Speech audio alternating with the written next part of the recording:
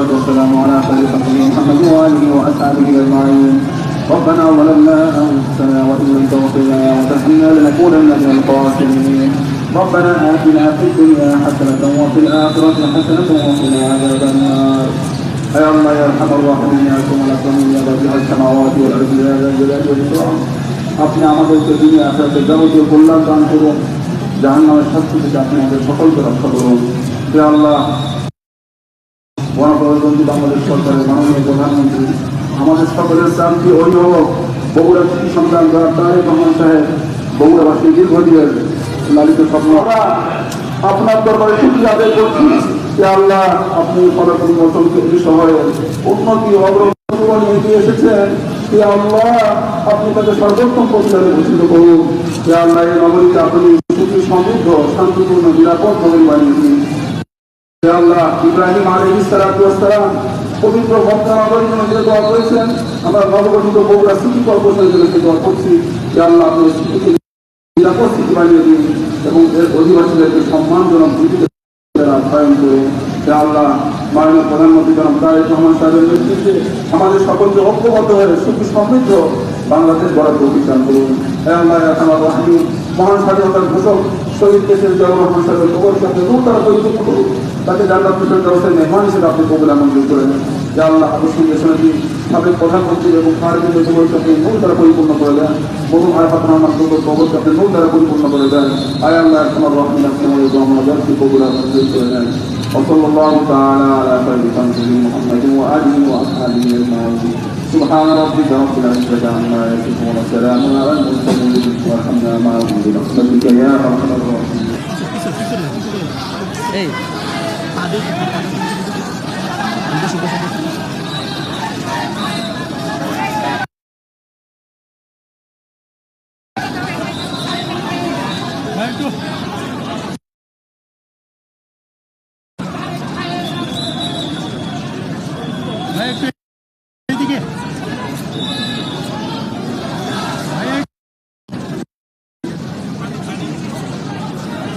আর একটু এদিকে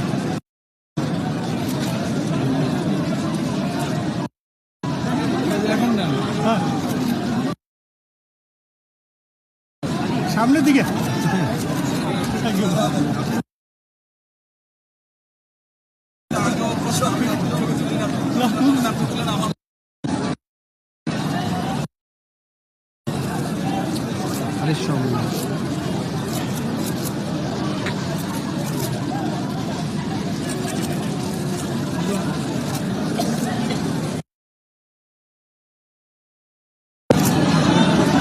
আপনাদের বগুড়াবাসী, বিশেষ করে বগুড়া শহরে মানুষের বহুদিনের একটি আশা ছিল, বহুদিনের একটি প্রত্যাশা ছিল যে বগুড়া শহরটি একটি সিটি কর্পোরেশন করছিলাম।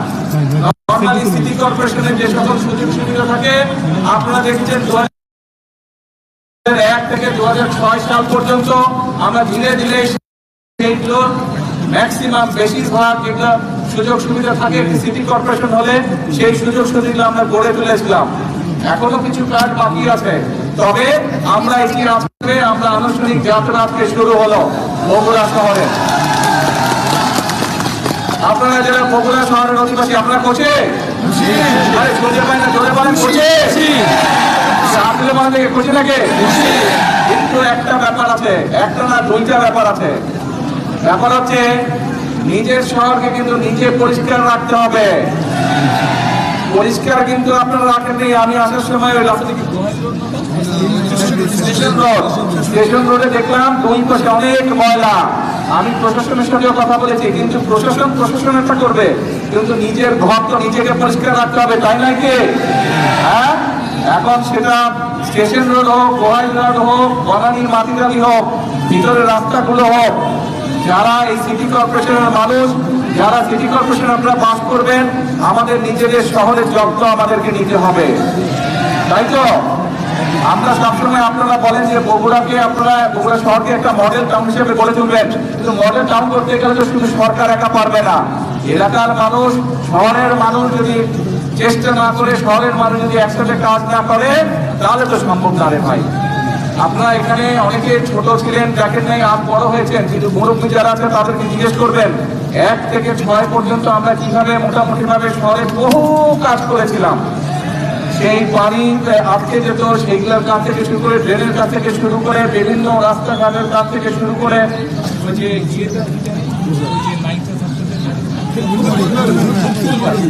ফুলবাড়ির ওদিকে যে ভিতরে রাস্তাঘাটগুলো ছিল, সেই রাস্তাঘাটগুলোকে ঠিক করা সহ, ড্রেন ঠিক করা সহ বিভিন্ন কাজগুলো আমরা করেছি।